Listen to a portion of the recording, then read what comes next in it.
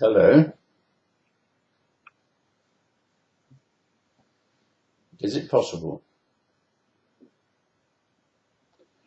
to be a stand-up comedian without having a prepared script?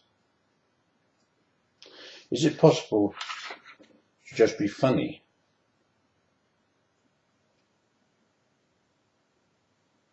I don't mean putting funny faces or telling silly jokes, but is it possible just to stand up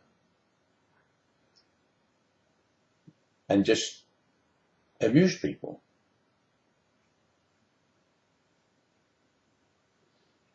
I wonder. Sometimes I get funny ideas.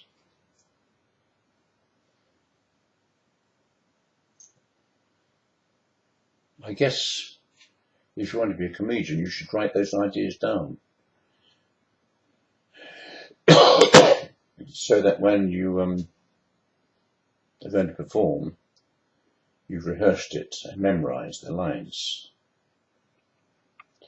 I wonder if it's possible there are some people, some comedians who are just funny, but you take Morecambe and Wise, it's all rehearsed, it's all scripted. Even, what's his name? Tommy, not Tommy Steele, Tommy Trinder, no. Tommy Cooper. You've heard of Tommy Cooper, like his magic tricks. Evidently he was a very good magician, but it was all rehearsed and perfected. You didn't hope that things would just by pure luck work out.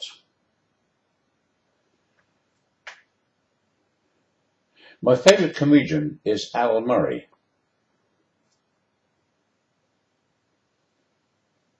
He feeds very much off the audience. Now I'm recording this on my own, in my own room, with a tickle in my throat. That's why I'm going to have a little drink of water. I think so far you must have admitted this isn't at all funny. And yet, my father, my late father, I say late, he's not so late, he's dead. I don't know why we say late, or he passed away. What's that mean, he passed away? He died. Death is death. Why do we have to disguise the word? It is sad. When people die, yeah. Does it mean when you say that somebody passed away that he's passed from this life to the next? Is that what it means? Is that what we want to believe? That when our loved ones die, they're going to go to a better place? For example, if you're a Muslim, you believe in paradise, where you'll be met by, I think it's 21 virgins? Why virgins? Why can't there be? I mean, I remember seeing The Graduate, 1964, with Dustin Hoffman. He just graduated. He was a very young man, about 21. And he has an affair with Anne Robinson, and she's in her 40s. Perfect age. 21-year-old with a 40-year-old woman. I bet it was a perfect match. And she obviously wasn't a virgin because she was married. So why would you want to go to paradise and be amongst 21 virgins? Would that be 21 virgins per Muslim? Or how does it actually work? But anyway, let's get back to what I was talking about.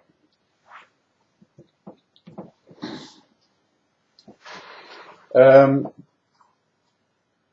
somebody dies, is there life after death? If you believe that Jesus died and subsequently ascended to heaven, and if you believe that, you're a Christian and you believe in life after death. If you don't believe that, can you still be a good person? If you don't believe that, you're obviously not a Christian. But what about if you don't believe that Jesus actually died and ascended to heaven, but you believe in God? What if you actually believe that Jesus was an example of a very, very good person?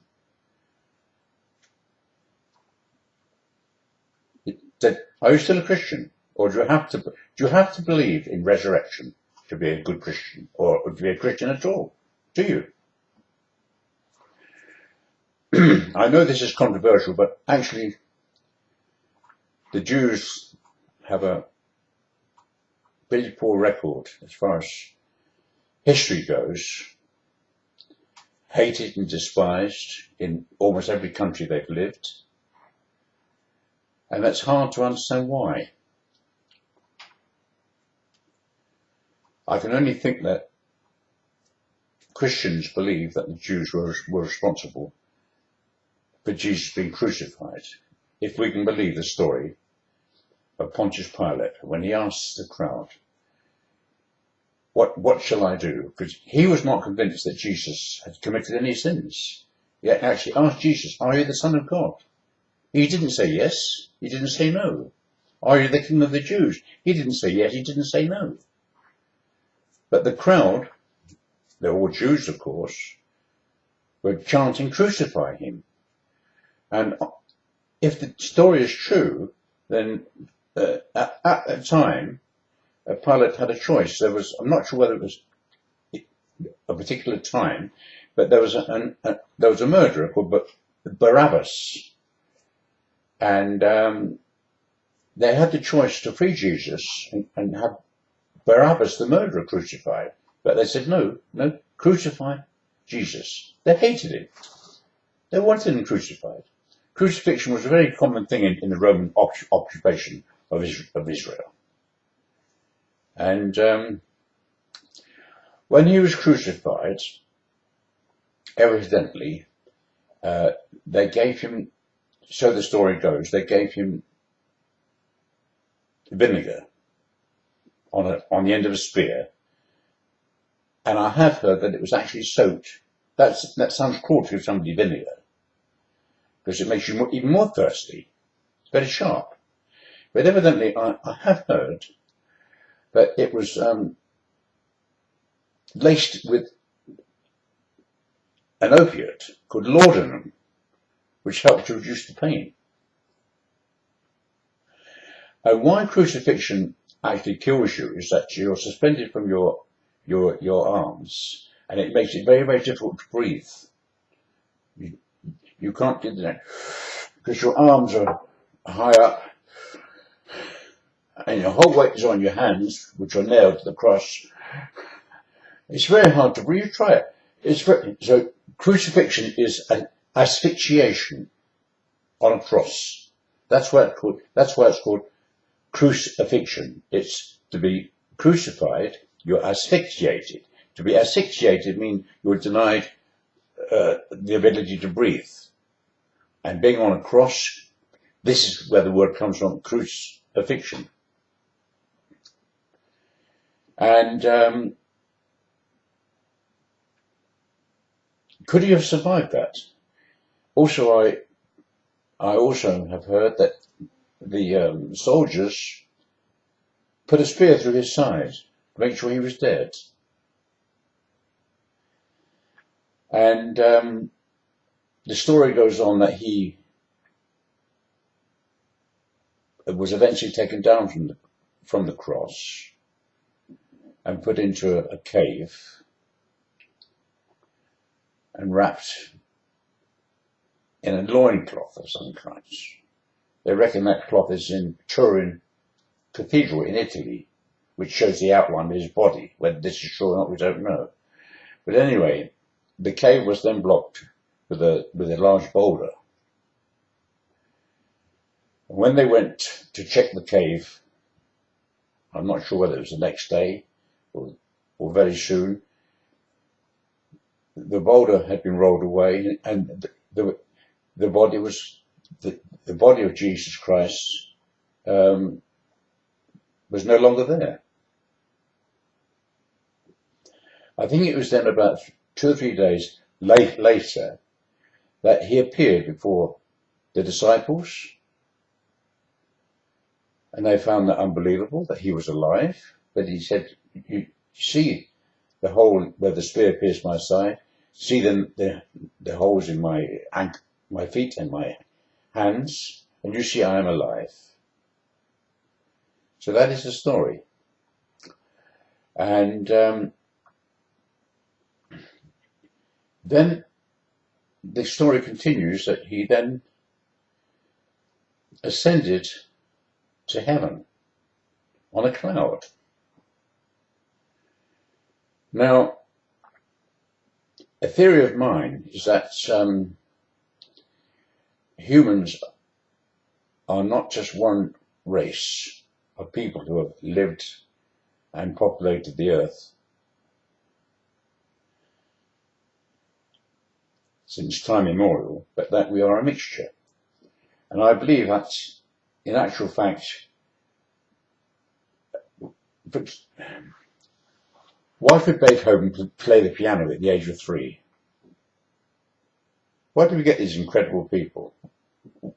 Why can some people paint without any, you can draw and they can paint?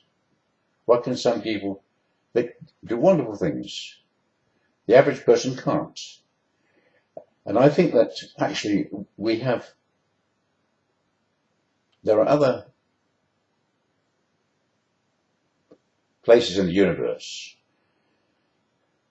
with superior intelligence to us who have visited this planet, and some stayed and interbred with the native population of this planet, and that would account why some people are just incredibly clever. Why do I think that? Because there are things which have been constructed on this planet which can only be viewed from space. For example, in Peru, there are very, very complicated drawings in Peru, which can only be viewed as a picture from very high up in space. There are many things that we cannot understand, cannot explain. But getting back to Jesus, why evidently it appears that he ascended on a cloud, whether, for example, he was rescued by aliens, he entered a rocket ship, which there was no language for in those days. How would you describe that? He enters a rocket ship, and the rocket ship takes off, and it creates a big cloud. Maybe that's what's in the Bible story. That is, Jesus actually left.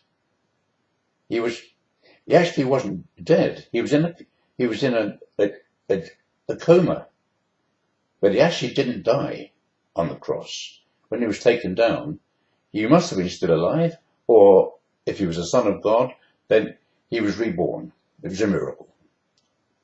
Evidently, Jesus did perform many, many miracles. We will continue this discussion another time. Thank you for watching.